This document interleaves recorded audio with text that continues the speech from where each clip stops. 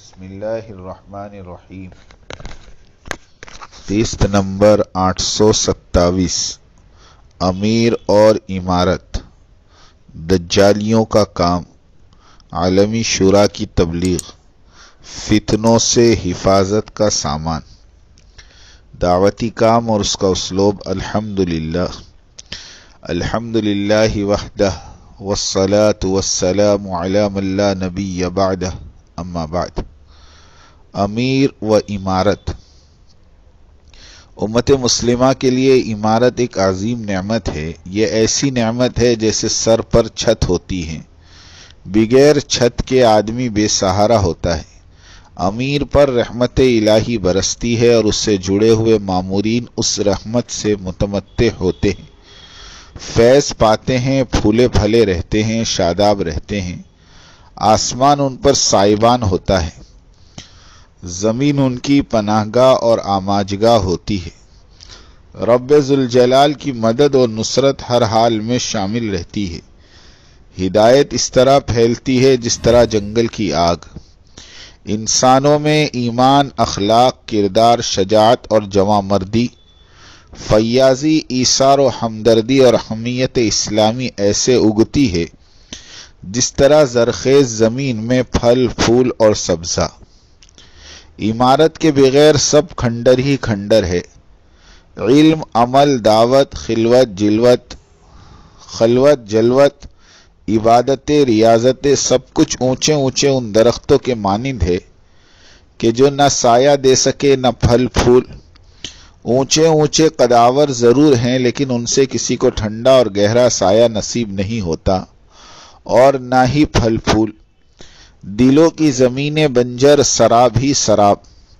تعجب خیز بات یہ ہے کہ ہر کوئی انفرادی طور پر ذکر و مراقبوں کے سمندر میں غوطہ زن ہے اور متلاشی ہے کہ کہیں سے کوئی نصرت اور مدد الہی کا سیپ اور موتی میسر آ جائے، لیکن محرومی مقدر بن چکی ہے، اس لیے کہ خمخموں سے بھری ہوئی اس نگری کا تعلق اور کنیکشن پاور ہاؤس سے کٹا ہوا ہے۔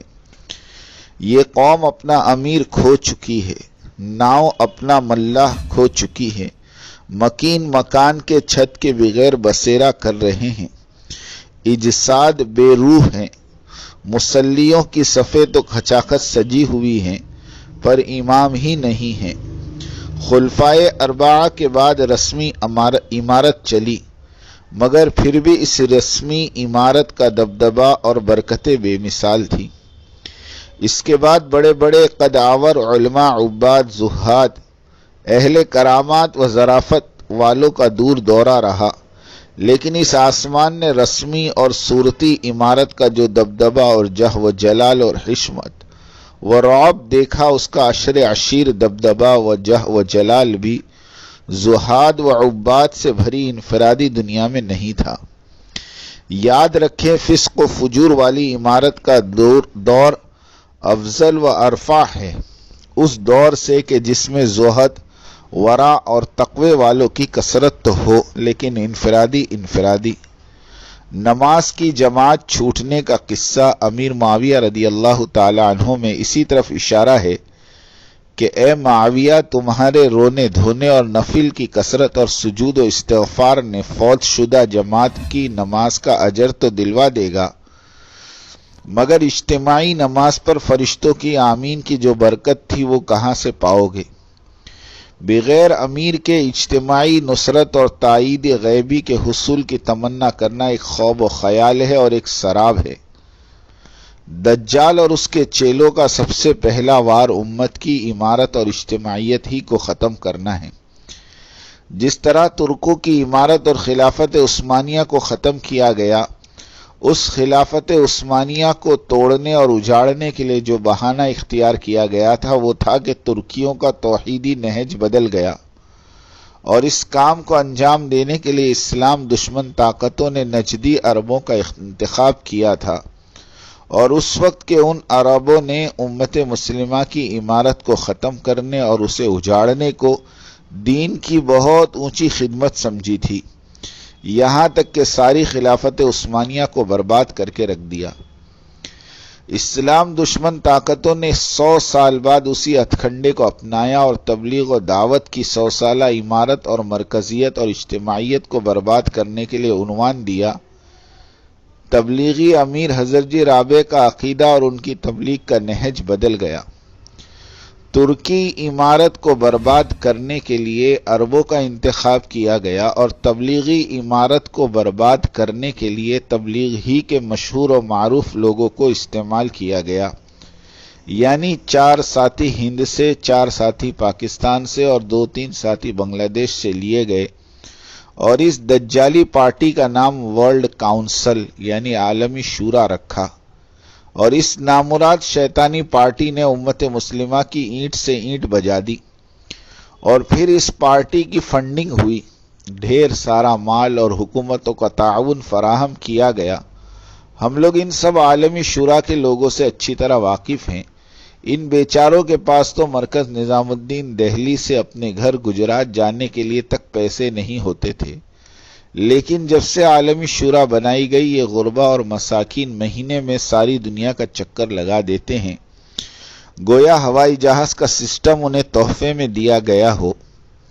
یہی نہیں بلکہ ہر قسم کی آلائش اور آسائش مہیا کی گئی۔ ملکوں کے سفر کے لیے پاسپورٹ کی بھی ضرورت نہیں، صرف کاغذوں پر ویزا مل جاتا ہے۔ ان شورائیوں کے رائیونڈ کے سفر اسی طرح سے ہوتے ہیں۔ ہند اور پاک میں مرکز نظام الدین سے جڑے ہوئے ساتھی جیلوں میں، تھانوں میں، ایجنسیوں کی گرفت میں ایک عرصے دراز سے اپنی زندگی گزارتے آ رہے ہیں۔ اس کے مقابل ایک بھی شورائی نہ جیل گیا، نہ اس پر پولیس کیس ہے اور نہ کسی ایجنسی نے اسے ہاتھ لگایا۔ بالکل اس طرح جس طرح پرانے ہندوستان میں ہمارے اکابرین دیوبند جیلوں میں اور قید و بند میں زندگی گزارتے تھے، اور باطل فرقے رضا خانی، پرویزی، قادیانی سب مزے سے گھومتے تھے اور انہیں حکومت اور انعامات اور جاگیروں سے نوازتی تھی۔ آج بھی حضرت جی رابع اور ان کے رفقا اور مرکز نظام الدین پر سے عدالتی کیسز ختم ہوتے نظر نہیں آتے، اور شورائیوں پر کوئی کیس نہیں، اس لیے کہ یہ انہیں اسلام دشمن طاقتوں کی پیداوار ہے اور زر خرید غلام ہے۔ عالمی شورا کی تبلیغ۔ آج سارے عالم کا جائزہ لے لیں، کسی بھی ملک میں عالمی شورا کی 4 ماہ کی 150 جماعتیں چلتی ہوئی نظر نہیں آئے گی۔ لاک ڈاؤن کے زمانے میں بھائی فاروق بنگلوری نے آڈیو جاری کی تھی اور اس میں اپنے شورائی لوگوں سے کہا تھا کہ کسی جگہ پر ہماری جماعتیں چل رہی ہوں تو مجھے ضرور بتائیں۔ ساری دنیا سے شورائیت کی تبلیغ ختم ہو گئی۔ اب اگر چند لوگ کچھ نقل و حرکت کر لیں تو اسے کام نہیں کہتے۔ ہاں، اگر ہر ہفتے 150 4 ماہ اور چلے کی جماعتیں دنیا میں چل رہی ہوں تو اسے کام کہیں گے۔ اب شورائیت کی دادا گیری اور مار دھاڑ صرف بنگلور کے چند محلوں میں باقی رہ گئی ہے۔ فاروق بھائی نے چند کرائے کے گنڈے پال رکھے ہیں جو عمارت والے ساتھیوں کو آئے دن ڈراتے اور دھمکاتے رہتے ہیں۔ اب فاروق بھائی بھی تھک چکے ہیں، انہوں نے ماضی میں بڑی قربانیاں دی ہیں، اس لیے فاروق بھائی کی ڈانٹ ڈپٹ کو برداشت کر لیں۔ گھر کا بوڑھا دادا کمزوری کی وجہ سے جلدی غصے میں آ کر سب کو ڈانٹ ڈپٹ کرتا ہے تو اس کے گھر والے اسے گھر سے نکال نہیں دیتے، بلکہ ان سختیوں کو اللہ واسطے برداشت کر لیتے ہیں۔ اسی طرح کرناٹک کے ساتھی فاروق بھائی کو اور ان کے گنڈوں کو اللہ کے واسطے برداشت کر لیں اور ان کی ہدایت کی دعا کیجیے۔ پولیس، قانونی چاروا جوئی، انتقام وغیرہ ہمارے تبلیغی کام میں حرام کا درجہ رکھتے ہیں، اس سے بچیں۔ یاد رکھیں، بڑے بڑے بیانوں کے سننے سے اور بزرگوں کی صحبت سے اتنی اصلاح اور اتنی قبولیت نہیں ملتی جتنی ترقی کسی کی مار پٹائی کو برداشت کرنے اور حق پر ہوتے ہوئے بھی باطل کے ظلم و زیادتی کو برداشت کرنے پر نصیب ہوتی ہے۔ میرے بھائیوں، یہ کار نبوت ہے، اس کام کے کرنے والے پر احوال نبوت ضرور آئیں گے۔ جس طرح انبیاء علیہم السلام برداشت کیے ہیں، انتقام نہیں لیے، ہمیں بھی برداشت کرنا ہے۔ یہ تکلیفیں ہی تو ہدایت کا دروازے کھلواتی ہیں۔ اس وقت دعاؤں کی طرف متوجہ ہونا یہ نبوی عمل ہے۔ انتقام اور قانونی چارہ جوئی میں لگ جانا یہ اسوہ انبیاء میں سے نہیں ہے۔ ستایا گیا تو صبر کرو اور ہدایت مانگو، اللہ ہدایت کو عام فرمائیں گے۔ دجالی فتنوں سے حفاظت۔ دجالی فتنوں سے بچنے کا واحد راستہ عمارت ہے، اور عمارت بغیر امیر کے نہیں ہوتی۔ جب امیر موجود ہو تو پھر جماعت وجود میں آ جاتی ہے۔ امیر اور مامورین اللہ کی پناہ گاہ میں ہوتے ہیں۔ ید اللہ علی الجماعہ، جماعت پر اللہ کا ہاتھ ہوتا ہے۔ فائدہ: ملکوں اور صوبوں اور اضلاع اور علاقے جات میں امیر عالم حضرت جی مولانا سعد صاحب اپنی طرف سے ان ملکوں کی حالات کی مناسبت سے امیر یا شورا طے فرمائیں گے، لیکن چونکہ ان علاقوں کا ربط و ضبط 100% نظام الدین مرکز کی عمارت کے ساتھ مرکوز ہے، اس لیے وہ سب کے سب جماعت ہی میں شامل ہیں، اور انہیں جماعت کا اجر اور جماعت کی پوری برکتیں عطا ہوگی۔ لطیفہ: یہی شورا اور امیر اگر ملک کے وڈیروں نے سرمایہ داروں نے بغیر امیر عالم کی اجازت کے بنا ڈالی تو بننے والا اور بنانے والا سب لعین اور ملعون ہیں، فسادی ہیں۔ ان کی مثال قادیانی دجال کے مانند ہے کہ سارے نبی اللہ نے بنائے، اور شیطان نے غلام احمد قادیانی کو اپنی طرف سے جھوٹا نبی بنا کر پیش کر دیا، اور مرزائیوں نے اسے تسلیم کر لیا۔ دین کی محنتوں کی تنظیمیں: دنیا تمام میں تقریباً 2000 اسلامی آرگنائزیشن ہیں، جن میں ہر ایک کی محنت ان کا اپنا ایک انداز ہے، اور ہر ایک مدعی بھی ہے کہ میرا کام 100% درست ہے۔ مثلا دارالعلوم، جمعیت العلماء، مدارس، مکاتب، academy, Islamic centre, Islamic mission, جماعت اسلامی وغیرہ وغیرہ۔ مگر امیر اور مامور والی اجتماعی سنت اور سیرت صحابہ والا طرز عمل نہ ہونے کی وجہ سے ان کی محنتوں میں اتنی برکتیں میسر نہ آئی جتنی کہ دعوت و تبلیغ کی محنت کو نصیب ہوئی۔ دجالی محنت زور سے ابھرتی ہے مگر ٹکتی نہیں۔ شورائیت ہی کو لے لیجئے کہ یہ تحریک اچانک سے اٹھی، بڑے مال اور سرمایے کے ساتھ اٹھی اور عالم پر چھا گئی۔ اب 6 سال بعد آدھی فیصدی بھی باقی نہیں رہی، اور حق دیر سے پنپتا ہے اور پائیدار ہوتا ہے۔ الیاس رحمۃ اللہ علیہ نے 10 سال کی انتھک کوشش کے بعد پہلی سحروزہ جماعت نکالی۔ حضور صلی اللہ علیہ وسلم کی 13 سال مکی دور کی بے مثال قربانی اور جوہد کے باوجود ہجرت مدینہ منورہ کے وقت تک امت مسلمہ کی کل تعداد تقریباً 123 افراد پر مشتمل تھی۔ 10 سالہ مدنی زندگی میں وصال کے وقت 123 کا عدد 5 لاکھ کے قریب تک پہنچ چکا تھا۔ 1/3 تعداد تو حجۃ الوداع میں موجود تھی، یعنی 1.25 لاکھ صحابہ۔ 100% امت ایک وقت میں حج کر لے، یہ ممکن بھی تو نہیں۔ 2016 کے بعد سے فتنہ عالمی شورا منظر پر آیا، اور خوب تیزی سے پھیلا۔ 3 ماہ کی قلیل سی مدت میں 7 بر اعظم کے ممالک میں عالمی شورا کی بات چل پڑی، اور بڑی تیزی سے لوگوں نے اسے اہمیت بھی دی۔ بعد ازاں جیسے جیسے اس عالمی شورا اور ان کے فاسد ارادے اور اس کے نمائندوں کے حقائق سامنے آتے گئے تو لوگوں نے توبہ کی اور اس سے دور ہوتے چلے گئے، اور اپنے اصل اور دائمی مرکز نظام الدین سے عہد و وفا کا اعادہ کیا اور عالمی شورا سے دور ہوئے۔ لطیفہ: تحدیث نعمت کے طور پر کہتا ہوں کہ یہ قسطیں ہی تو تھی جو عالمی شورا کے تعاقب میں مسلسل اپنا کام کرتی رہیں اور آخری سانس تک کرتے رہیں گی انشاءاللہ۔ دوسرے علماء اور محققین تقریباً 3 سال تک صرف اس انتظار میں تھے کہ دیکھیں اونٹ کس جانب بیٹھتا ہے، اس لیے کہ بڑے جگر کا کام تھا۔ جب آنکھوں سے دیکھ لیا کہ شورائیت دم توڑنے لگی تو پھر الحمدللہ سب میدان میں آ گئے اور شورائیت کے ادھمرے سانپ کو مار ہی دیا اور اس کے ٹکڑے ٹکڑے کر دیے، فللہ الحمد۔ دعوتی حقانیت: دعوت کی حقانیت 50 سال سے، یعنی حضرت مولانا یوسف صاحب رحمۃ اللہ علیہ کے بعد سے ابھرنے اور اپنا لوہا منوانے کے انتظار میں تھی، اور اسے انتظار تھا ایسے قائد اور امیر کا کہ جسے ملک اور مال والے محروس اور مفلوج نہ کر سکے، اور جس کے توکل اور یقین کے سامنے کوئی ٹھہر نہ سکے، اور کثرت باطل اور اس کا غول اس قائد کے علم اور حلم کو مبہوت نہ کر سکے۔ اللہ تعالیٰ نے مولانا سعد صاحب کی شکل میں ویسا ہی قائد اور امیر دعوت و تبلیغ کو عطا فرمایا۔ پھر کیا تھا ان 5-6 سال کی مدت میں دعوتی کام اپنی حقانیت اور تیز رفتاری کو دکھا کر ہی رہا، 500 گنا کام بڑھ گیا الحمدللہ۔ اور وَبِضِدِّهَا تَتْبِينَ الْأَشْيَاء کے قدرتی فارمولے کے مطابق جو عالمی شورا کا دجالی فتنہ سامنے آتا گیا، لوگ اس کے باطل اور بے بنیاد ہونے کو مانتے گئے اور اپنی رائے بھی بدلی اور حقیقی تبلیغ اور اس کے مرکز نظام الدین کی طرف کھینچے چلے آنے لگے۔